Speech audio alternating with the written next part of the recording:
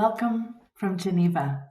My name is Edna Ayme-Yahil, and I'm the Senior Director of Communications, Brand, and Sustainability at SITA, based in Geneva, Switzerland.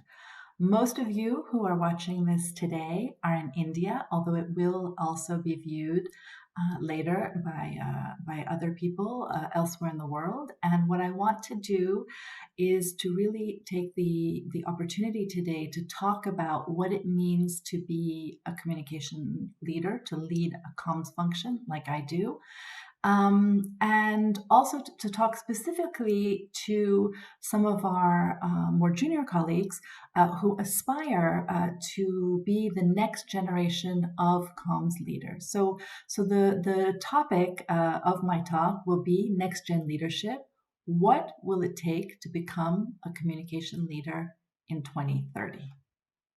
Now, please bear with me. Normally, when I give speeches, I like to be in an auditorium, engaging with the audience, asking questions, having questions asked. Just it's a lot more interactive. And like many of our interactions over the past months, this needs to be done by video because of the COVID situation. And so I ask you kindly to bear with me because it's a bit strange for me to be just speaking into a computer. But I'm imagining all of you sitting there listening, and I find that really inspiring. So the agenda for my talk today is quite simple. First of all, I just want to introduce myself, to share a little bit about my personal story and how I got to where I am today. To talk about what it means to be a comm leader today and what competencies you need to have to lead. That's not necessarily the CV that you have, but the competencies that you need in order to do the job. And then to close with discussing how one can plan, or whether one can plan a career to be ready for 2030. And with that, we'll go to slide 3. So first of all, who am I? And one thing that you'll notice is that I'm currently sitting here. I'm wearing a suit. I look quite formal and professional, and that's the way I am at work. But I also have a personal life, and I think it's really, really important to always find the balance between work life and what gives you pleasure outside of work. So you can see in this photo, which was taken in February in Belize, and that's my dad next to me, that I am an avid diver. So I'm obsessed with being under the water. I haven't been under the water since last February, so I'm missing that quite a bit. I try to make it up by going for long walks with my dog, but it's not quite the same. So that's one of the things that has changed in my life due to COVID. In addition to that, I'm very happily married to a French guy for the past, I've been with him for 17 years now. I'm American, so it's a multicultural relationship. We also have a 13-year-old daughter named Kiara, and we have a beagle named Brenda. So again, just to say that you meet people who are in positions of leadership, but they also have lives outside of work. And in order to find balance and to be a good leader, I think you need to be able also to practice self-care and to just make sure that work is not the only thing that you're focused on. And so now if we go to slide 4, I can tell a little bit about my background professionally. So as I said, I'm currently the head of communications, brand, and sustainability at SITA. I've been in this job since March. It's been quite a tumultuous beginning because the SITA office closed the Friday before I started due to a COVID case in the office. And so I did my entire onboarding into this new company remotely, which is an extremely strange experience. So at SITA, we're organized so that we have the central team, which has communications, brand and sustainability, as well as the digital marketing function. And then we have a portfolio marketing, which is in our business units. And we also have what we call geo-marketing, which is really the on-the-ground regional marketing.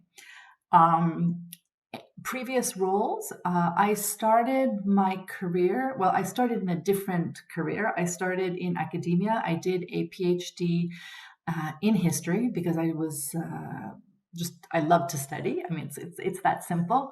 And at a certain point, while I was writing my PhD, and I was writing my PhD in France because that's where I did my research, even though my degree is from an American university. As I was writing my PhD, I decided that I was getting a lot of pleasure from the research, but it wasn't necessarily the career that I wanted. And so I started an internship at UNESCO, which is a United Nations organization based in Paris. And I was originally hired to be a researcher. So, I would be writing my dissertation at night, and I had, my job in the day when I was working on another project at UNESCO. And very quickly, I realized that one of my key skills, if you will, was writing. And UNESCO, I think, realized that as well. I very quickly moved into communication roles. And so I finished my degree. I had a series of roles in communications at UNESCO. And the final one was in the Bureau of Public Information, where I was doing press, a lot of writing, a lot of editing, etc. But it was primarily focused on content production.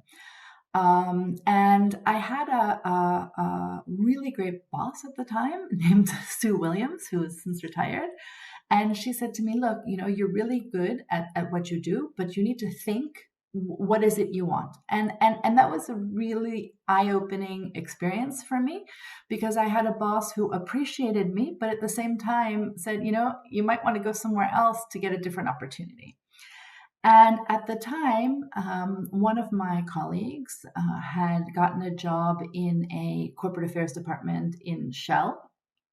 And that sort of opened my eyes to the idea that maybe rather than being in a public institution like the UN, I would want to go into the private sector. And I took a bit of time, and I interviewed with various companies to really find the culture and the type of company I wanted to go to.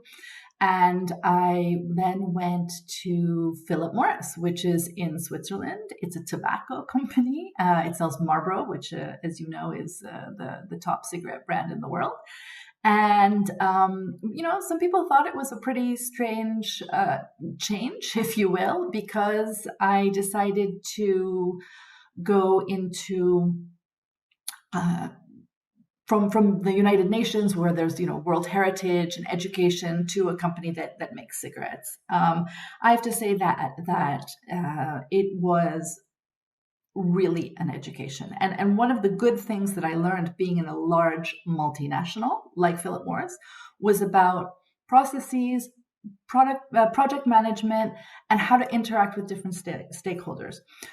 So, it was really the combination of the robustness of my experience in UNESCO in terms of content production, coupled with Philip Morris, where I had several roles, where I was able to do corporate comms and press, where I was able to do internal comms and in the operations function, and HR comms, which really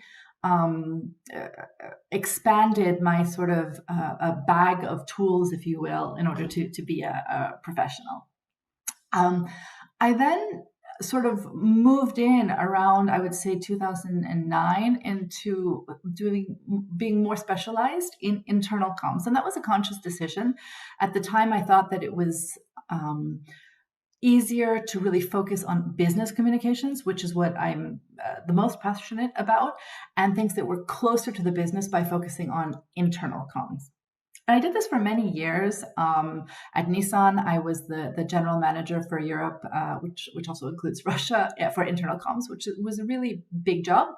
And as I said, loved it passionately, but at a certain time realized that I really wanted to have sort of the full gamut and really run the function. So again, that was a conscious move to leave, if you will, internal comms after 7 years and go into more general management of the comms function. So all of these changes in my career, they're not all planned. Obviously, serendipity plays a big role when things happen, but I've always thought about what I want to do, where I want to go, and how I might get there. And you know, I'll talk about my most recent job, which was at Panalpina, which is which was, because it doesn't exist anymore, a company that does air freight, ocean freight, and contract logistics. It was one of the top 5 freight forwarders in the world. I went there. It was my dream job. I went in 2018. Moved to the German part of Switzerland with my family, and really expected that to be my medium-term home, if you will. And then about a year and a half after I joined, the company was unexpectedly sold to a competitor, and I had to work on the transition and eventually the integration, and quite a number of people lost their jobs during that. So again, you know, just to finish off by saying that you know, my career, I think, is typical of people I know in leadership positions, in that you seize the wonderful opportunities, you sometimes have setbacks, and you learn from them and move forward. Let me go to the next slide. Now, what does it mean to be a communications leader? I think that the image that we see on TV, and here we have President Trump's spokesperson, just as an example, is not necessarily a leader of a comms function. I see my work as being behind the camera, if you will. And behind the camera doesn't only mean, you know, not speak well. Now I guess I'm in front of the camera, so it's a bit ironic that I'm saying that. But it means not only, it means that I spend a lot of time enabling others to communicate, okay? And that can be my CEO, that can be business leaders, but it can also be my team, okay? So very often when you know, we have things to present, I won't be presenting for the function.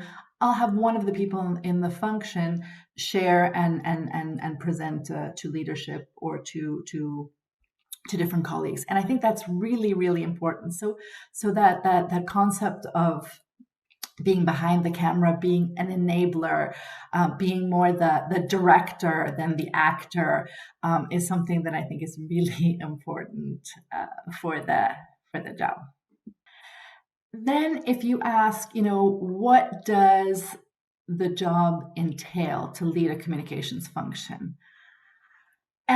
It's getting more and more and more complicated. So clearly there is what my current CEO, Barbara Dalibard, calls the regalian functions, which means sort of the royal functions in French. I'm not sure it can be translated into English, but you know, the media relations, the brand, the sort of, you know, when you are working and promoting the CEO and the corporate vision, which really lie under the direct responsibility of the comms leader. And then there's a whole slew of other practices, everything from digital comms, executive comms, internal comms, product comms, social media, transformation, M&A, events, crisis comms.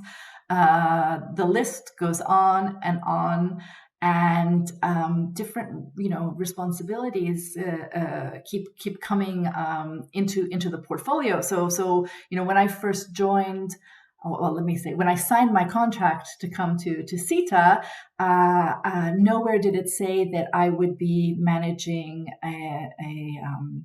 COVID communications for the company, because no one knew that was happening.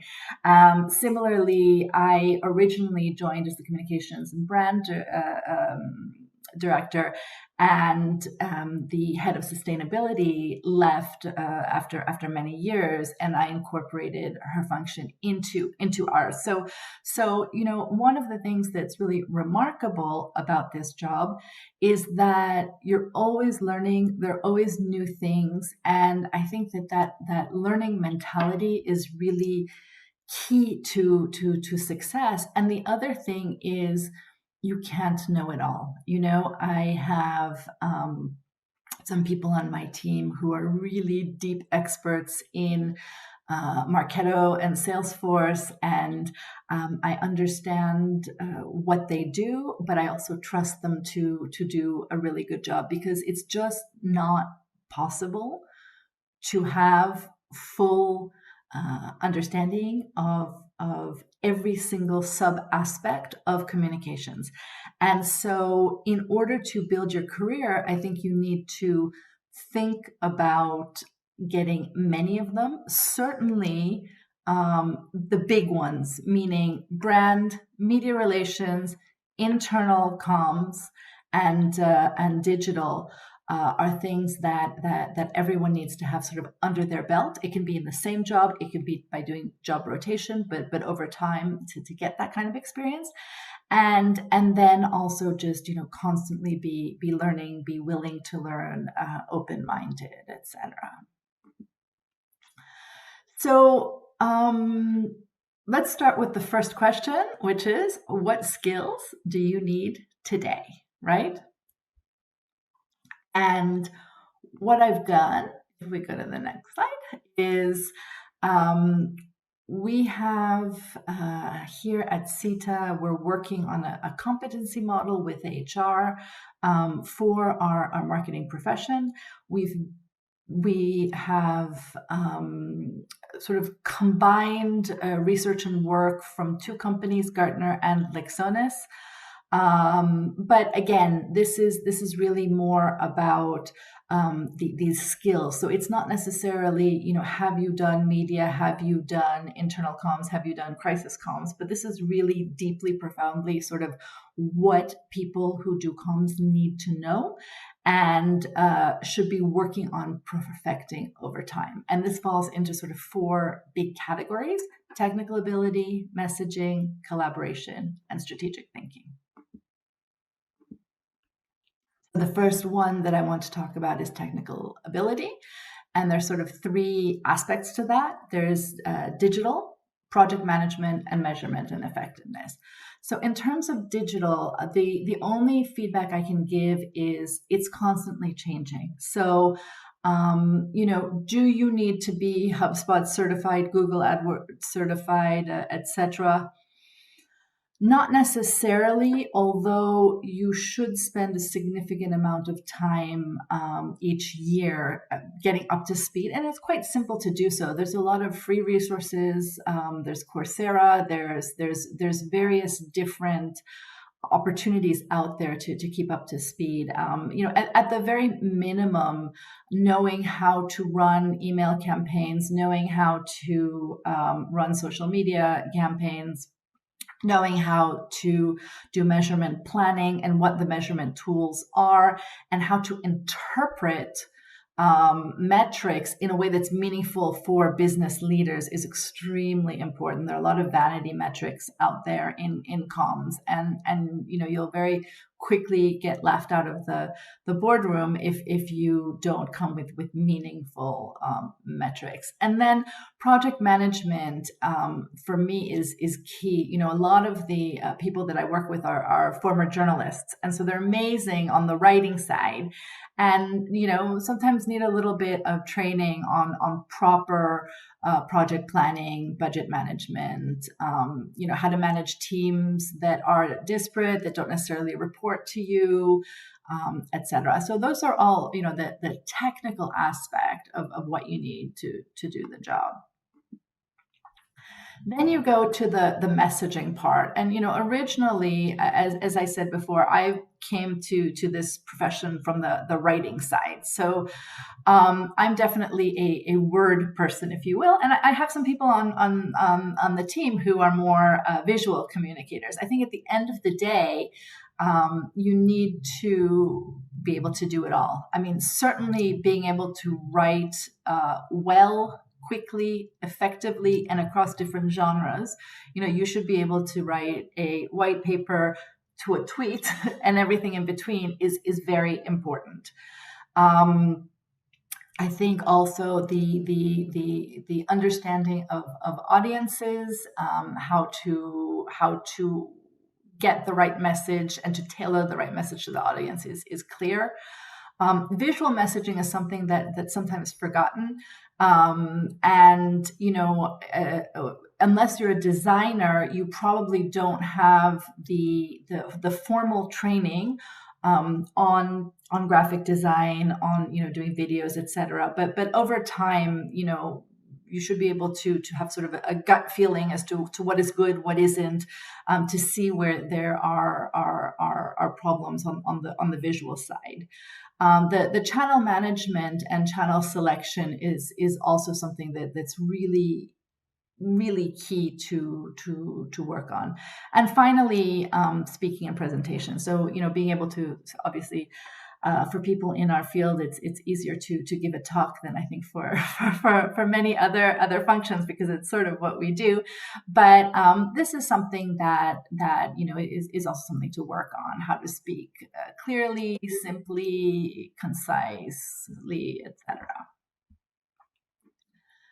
If we go to the next slide, it's about collaboration. And again, leading a function is not just about managing people. When you manage people, you manage your CEO, your boards, you're managing up, you manage your team, but there's a lot of managing across the organization, dealing with conflict, dealing with convincing people, negotiating, and that's something that I certainly didn't learn at school, and takes time to learn and to be aware of. And that political savvy is extremely important. And that's where the sort of persuasion comes in. So especially if you're working in a matrix organization, if you're working in a company where you need people to buy into your ideas, or to manage conflict. And then the coaching and the communications coaching, often you will be coaching someone who is significantly senior to you, if not the CEO. And that's something also that takes time to learn and to really understand how to impact people, and how different senior leaders require different approaches.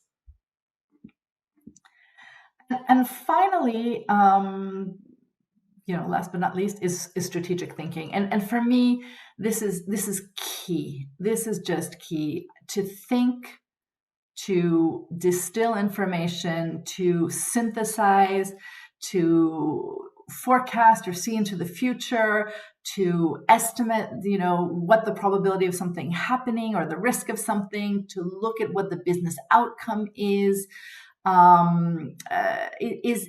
just essential. And that's the difference, I think, between good and great communications leaders.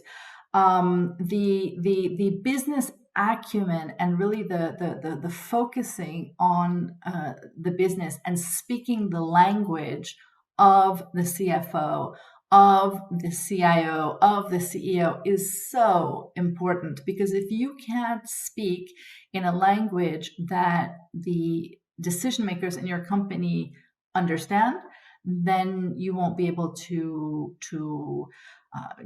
basically get anything done. And I think that really understanding how business works, how finance works, is key to being successful in this job. So let's go to the next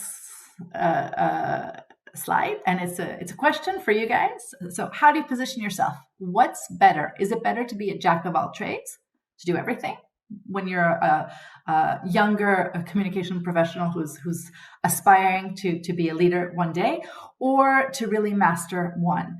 That is a very interesting question, and it's tied to some other questions. Is it better to be in a small company? Is it better to be in an agency? Is it better to be in a big company? I think that both can work. If you're in a small company, you may have an opportunity to cover more sub-professions. However, if you're in a big company, you may have more opportunities to move, to change jobs. So I was basically a master of one, especially when I was in Philip Morris, where I spent 8 years. But I moved from several roles. So from corporate comms and press, to digital comms, to internal comms, to HR comms. And, it's really, I think, a decision, and it doesn't stop you. As I said, I had been in internal comms for about 7 years, and then I decided to go back in a leadership role to be more of a run a function. So it's more of a jack of all trades. I don't think that one is necessarily better than the other. I think it's just something you need to be conscious of as your career progresses, and also to know that in certain parts of the profession there is a ceiling. So if you are in internal comms, it's less likely that you will be running the department unless you make a big change. Similarly, with digital comms, now there's some people who just love it. So again, it's really up to you. And I think the question is really just be conscious of what you're doing, and continue to think about it as you work on your brand. Then the next question is, what will the future bring? Well, who knows? I hope a vaccine and an end to the pandemic, because it's been amazingly difficult for all of us. I think, one of the things we know about the future is that we don't know what the future will be. So what can you do to prepare for your future career in 2030? Well, I think you can work on the various competencies that I discussed today, regardless of what job you have, and try to be in a position of continually trying to grow. And I think you should think strategically about your career. Do I stay in one country? Do I work internationally? Do I, take this opportunity? Do I stay at my current job? Those are questions you have to ask yourself, fairly periodically. But on the other hand, serendipity and karma, or chance, are beautiful things, and you never know what might come in your way. So you also shouldn't reject opportunities that come up. So I guess, what I can say is that we don't know what the future will bring, and, you can equip yourself by being a strong and solid professional, and continue to grow. So never get complacent in your job or in what you're doing. And when opportunities do arise, just leap at them, seize them, go out of your comfort zone, and see what will happen. Okay. With that, I get to the end of the formal taped part of this video. I would like to say thank you to all of you. You have here my LinkedIn, Twitter, email, and WhatsApp contacts. I'm more than happy to continue the conversations and look forward to your questions. Thank you. Hi, Edna. Thank you for joining us today.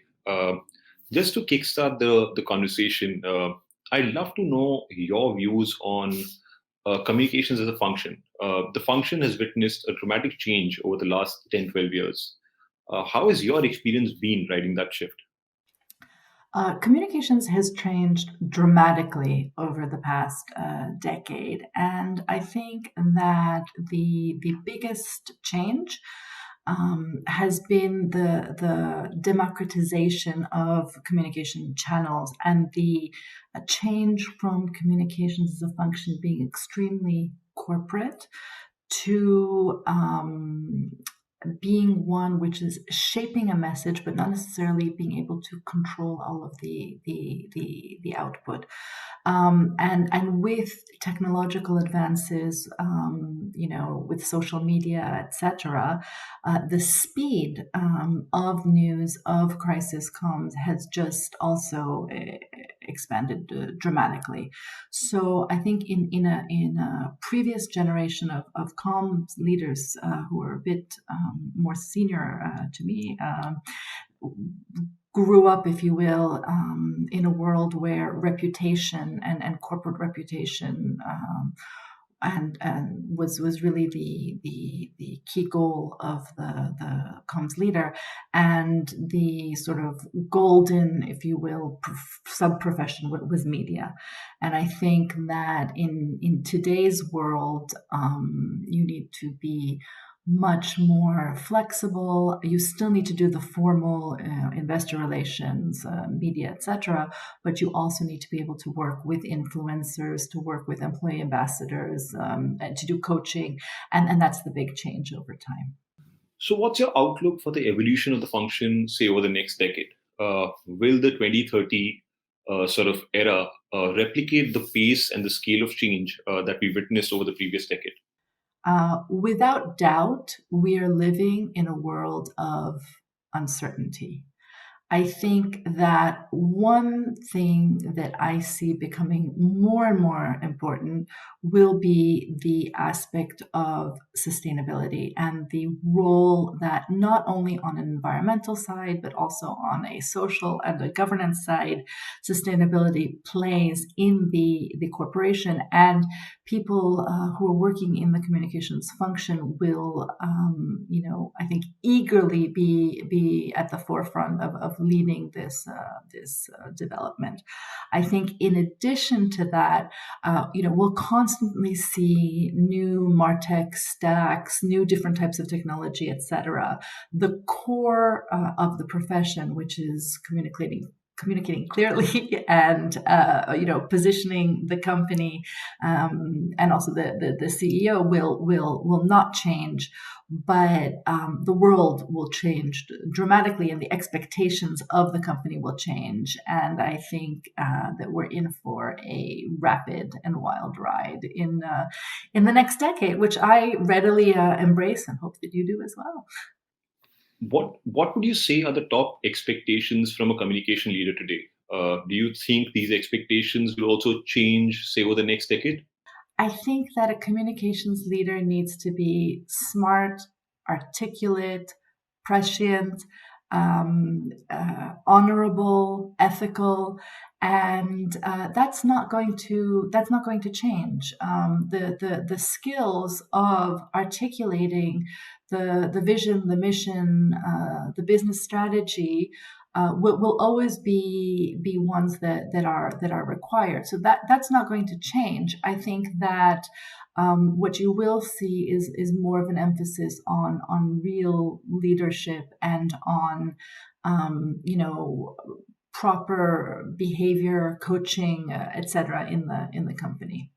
At times, what we notice is that communication professionals, they sort of fall short of their understanding of intricate and complex business issues and very technical topics, right? So, how important do you think that is for a communications professional, and what are the ways around tackling subjects that can be extremely technical? I think that people should not underestimate how important it is to understand business and technical topics. It's extremely important that you understand so that you can simplify it and communicate it to different audiences. It's extremely important if you want to be taken seriously by the C-suite that you understand what a balance sheet is, you understand, the metrics of the company, and also the products that the company is trying to sell. And I have several people on my team who are in the process of doing MBAs. And I think that that may be the way of the future for people, to start off in comms, and then at some point, increase their knowledge either in finance or through an MBA in order to continue with their careers. If you speak about competencies, what do you think would be the most prized skill set of a communication leader of tomorrow? And how do you think a young communication professional today must navigate his or her career in order to become, say, a successful leader of tomorrow? So that's what I talked about in my talk. So basically, it's the technical ability, it's the messaging, writing, visual messaging, the channel, it's collaboration, and it's strategic thinking and the business acumen. And those are things that will not change. The world will change. The company you work for may change. But if you have the technical skills, the messaging ability, the collaboration mindset, and the strategic thinking in the brain, you're going to do great.